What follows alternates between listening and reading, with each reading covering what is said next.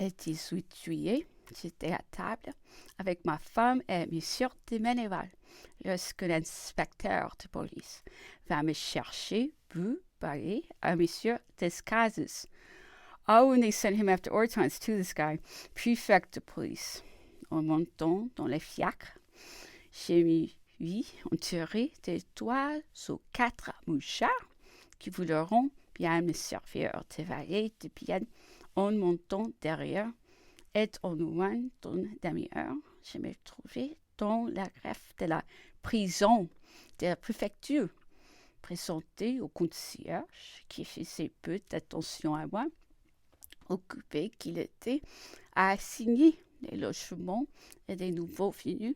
Je reconnus parmi eux monsieur de paix, longtemps secrétaire du duc de Rovigo, et celui de tout dans lequel il paraissait avoir les plus de confiance. Il me parut si confus et si triste de me voir là que j'allai à lui. Déjà, je lui exprimai de la compassion pour son malheur quand tout à coup se détournant de moi, mais me désignant de la main, conduisez monsieur au numéro 17, dit-il, à une porte de greffe, a-t-il disparu. Voilà un homme qui a bien et souvent retourné son habit, pensai-je, et j'ai suivi mon guide, un peu honteux de ma méprise. Celui-ci me fit entrer dans une salle d'état dont la fenêtre était placée dans les toits, à 2 pieds de hauteur.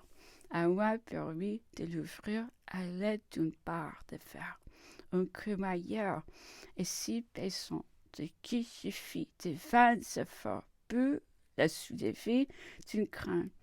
Quand on est en prison, la colère suit toujours les premiers mouvements de surprise. J'ai commencé à lancer quelques interjections énergiques contre le maître du logis, qui n'avait pas daigné me faire entrer chez lui, quoiqu'il me fait prier de venir lui parler. Je ne connaissais pas encore le code de politesse des préfets de police. Mais en peu de temps, je fis des progrès rapides. Comme il n'y avait pas de sonnette, il fallut attendre 3 heures avant de recevoir une visite au geôlier qui m'apportait pour mon dîner un mauvais ragoût de prison. Je l'ai questionné sur mes voisins d'étage supérieur. J'avais vu, par les trous de la serrure, des hommes chercher des beautés et de toutes les venues d'un festin. Ce sont des prisonniers bien gais, lui dis-je. Ce sont les 2 aides-de-camp du général Lebedeur. Comment a-t-il donc arrêté? Je crois que oui. Et lendemain, ces officiers avaient été mis en liberté. Et voici ce que j'appris plus tard. L'infortuné jeune homme, après la dissolution de l'armée de la Loire, s'était retiré dans les environs de Riom avec plusieurs de ses amis, et particulièrement le général Flao, son proche parent.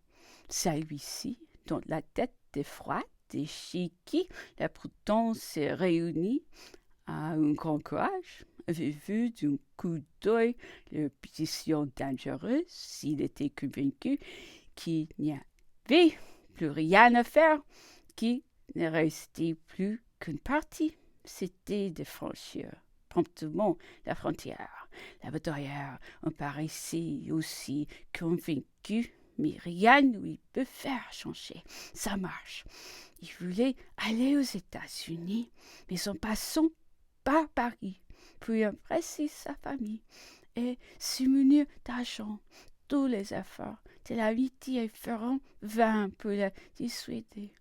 Il monta dans la diligence sous le nom d'un officier particulier et trouva parmi ses compagnons deux misérables en uniforme qui semblaient quitter l'armée de la Loire et qui, à peine être à Paris, allaient promptement les dénoncer.